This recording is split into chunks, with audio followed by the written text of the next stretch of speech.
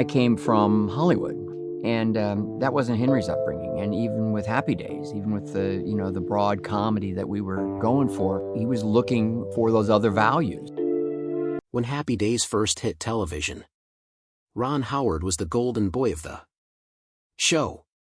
He was the heart, the charm, and the clean-cut face audiences instantly trusted. But behind the perfect smiles, in 1950s nostalgia, something changed. Fame was no longer enough. The set that once felt like home started to feel like a cage. And the role that made him beloved began to box him in. So what exactly happened that pushed Ron Howard, the show's most wholesome star, to walk away from one of the biggest hits on TV? Stick around, because the truth behind his sudden exit is far more complicated than anyone realized. The boy who grew up on screen before he became the man calling the shots behind the camera. The director behind Apollo 13, A Beautiful Mind and a Da Vinci Code. Ron Howard was simply America's favorite redhead. That familiar grin, that soft-spoken charm. He wasn't just an actor. He was part of America's living room. From the small town simplicity of the Andy Griffith Show to the jukebox glow of Happy Days, Ron didn't just play in limelight. He grew up in it. But with fame comes knocking before you even lose your baby teeth. It doesn't just mold your life. It rewires it. Ronald William Howard entered the world on March 1, 1954. In Duncan, Oklahoma. He was the firstborn son of Rance Howard and Jean Spiegel, both dreamers with Hollywood and Tear Blood. Acting wasn't something Ron stumbled into. It was practically inherited.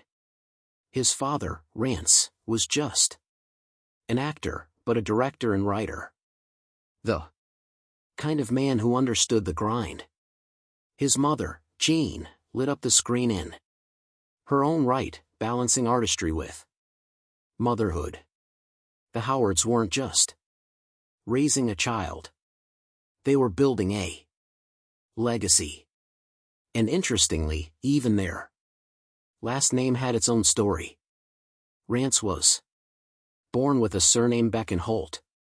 But, like so many hopeful performers in the golden age of television, he reinvented himself. Howard became his stage name in 1948, simple, memorable, and destined to in lights.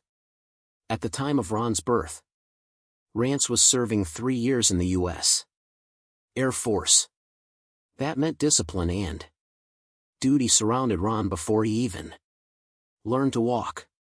Qualities that would quietly follow him into Hollywood.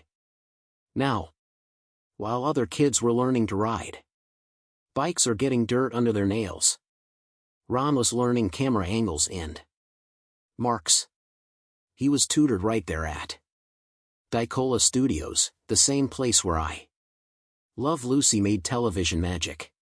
Juggling lines and lessons between takes. But his parents made sure Head didn't miss out on normal life entirely.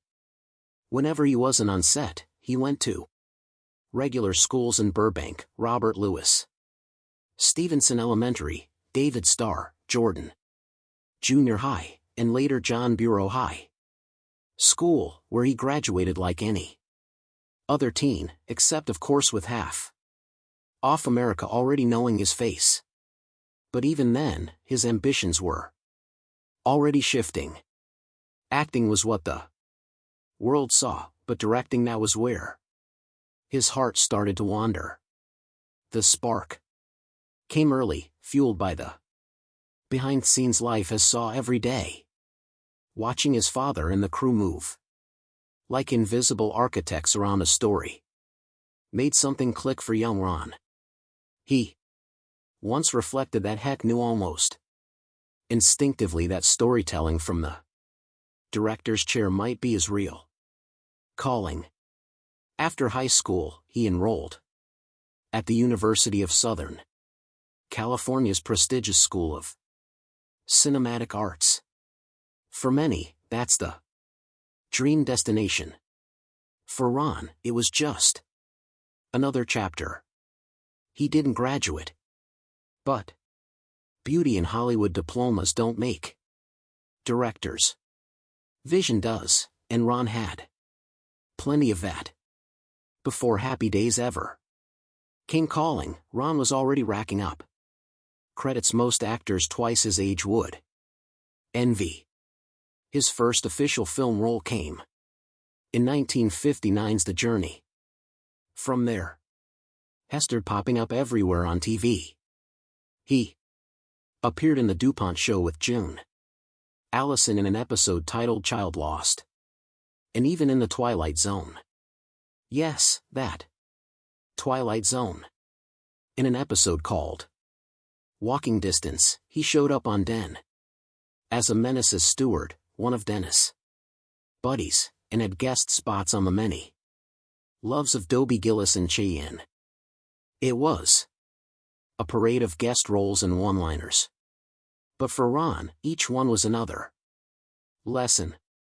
Every director, every set, and every script added something to his growing understanding of how stories work. Not just how to say the lines, but how to build the world those lines belong to. By the time most kids his age were just figuring out what they want to do in life, Ron Howard was already living it.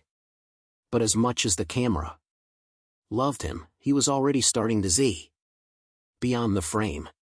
Because for Ron, the magic wasn't just in being seen. It was in creating what people see. So while the world saw a fresh-faced kid with a wholesome smile, what they didn't see was the filmmaker slowly waking up inside him. The boy who would grow into one of the most respected storytellers in Hollywood history, from sitcom star to Hollywood visionary. Before Ron Howard was shouting action behind camera, he was that wide-eyed freckle kid stealing America's heart as Opie Taylor on the Andy Griffith Show. In 1960, at just 5 years old, he joined the cast, credited as Ronnie Howard, playing Andy Griffith's on-screen son. For 8 full seasons, audiences watched him grow up in Mayberry, a town that seemed frozen in time, where life was simple. The lessons were gentle and family came first. It was television comfort food. And Ron was right in the middle of it. But behind that innocent smile was a little boy learning how storytelling really worked. He once recalled his very first scene holding a toy turtle that he had to pretend was real and dead. He remembered Andy Griffith calmly talking him through it, showing him how to make the moment feel real.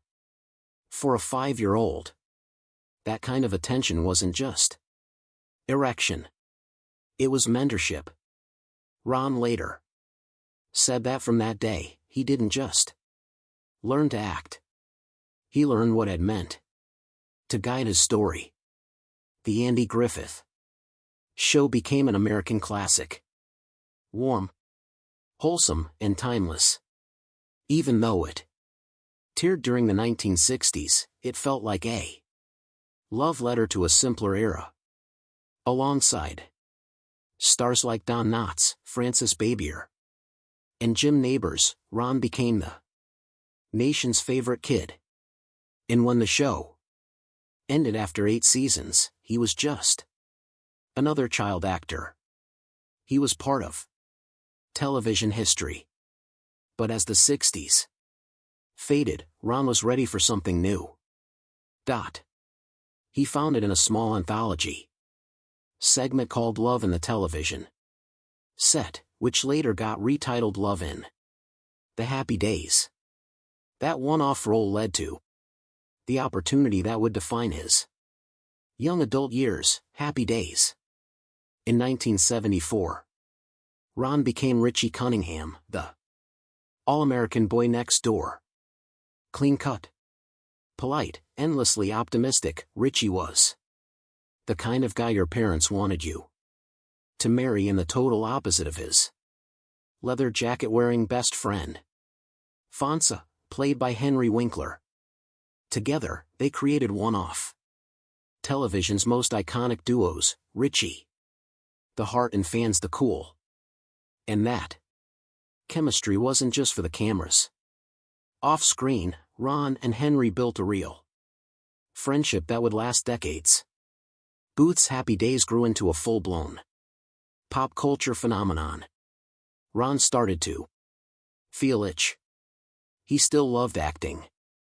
The energy, the laughter, and the connection with fans, but something deeper was hauling him.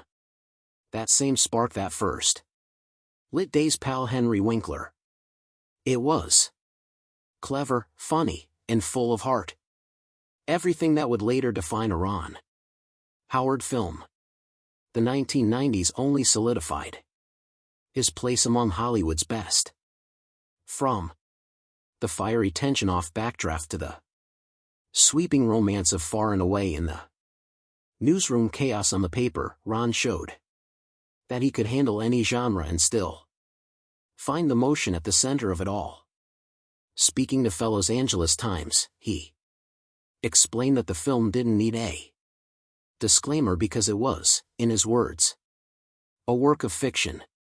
He pointed out that spy thrillers don't start with disclaimers either, and thought as storytellers, they weren't claiming truth.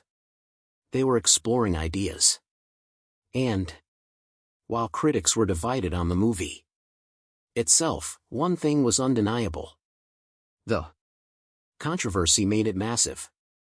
The Da Vinci Code became a global event, earning over $760 million at the box office, making it the biggest hit of Howard's entire career. It's ironic. Really. The same film that earned him outrage from the church also gave him his biggest commercial triumph, but the calm didn't last forever. Fast forward to 2010, and Ron Howard found himself in another kind of storm. Smaller but surprisingly intense. This time it wasn't about religion. It was about one word. That word was GY. In the trailer for his film The Dilemma, Vince Vaughn's character joked, "Elect electric cars. RGI, but my parents are chaperoning the Dancegy." She went in to become an actress and novelist. And even in her rare interviews, she made it clear what drew them together. That is deep love for stories and hers for the way they shape people. Her lines were simple, often reduced to, "Oh, Howard," or "Oh, children, you're not eating."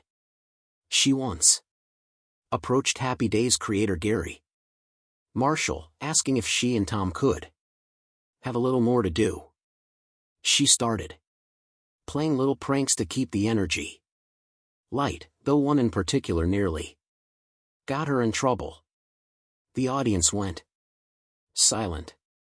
Her heart dropped and Tom Bosley was furious. She remembered thinking, "Oh, I think we've gone too far," but time has a funny way of softening things. Over the years, the tension melted into genuine affection. "We had to work our way through that," Rose said later, "because I learned to love him and we became very close friends." It's poetic, really. The TD couple that went from friction to friendship just like any real marriage. Yet, the Happy Days drama didn't stop there. Decades after The show ended, a new kind of fight broke out. This time over money in 2015. 5 Happy Days cast members, Anson Williams, Don Emo, Aaron Morin, Marion Ross, and the estate of Tom Bosley filed a lawsuit against CBS. Their claim was that the network had been using their likenesses when everything from lunchboxes and t-shirts to slot machines and dolls without properly compensating them.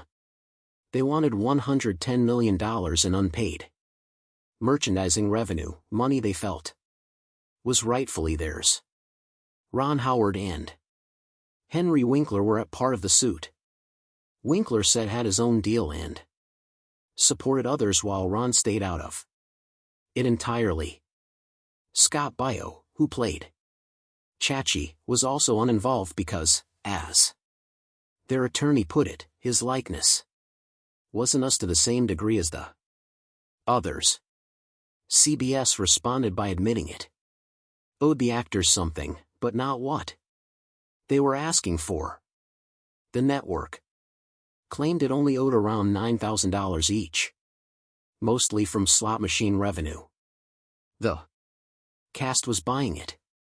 As Don Mose pointed out, this wasn't just about Happy Days. We think this is pervasive.